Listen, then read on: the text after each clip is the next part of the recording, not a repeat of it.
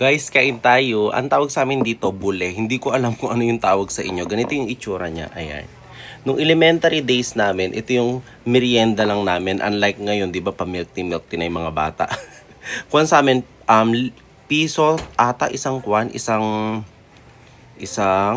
ano yun? Isang plastic. Tapos guys, ang pinansusundot lang namin is yung parang toothpick, tapos minsan iniipit pa namin sa upuan. Lasa siyang sago, or lasa siya palang buko. Tapos ano mo ba, nung elementary kami, kapag yung iniipit namin sa upuan, tapos tumuturit siya sa sahig, pero kinakain pa rin namin. Wala, nakakamiss yung ganito. Nabili ko lang to doon sa friend ko. Dito, nag-o-online siya dito sa amin. Tapos ganyan yung itsura nyo.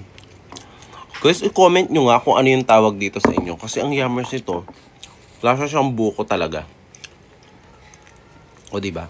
Ayan siya. Yun lang. Sinare ko na sa inyo. Yummers.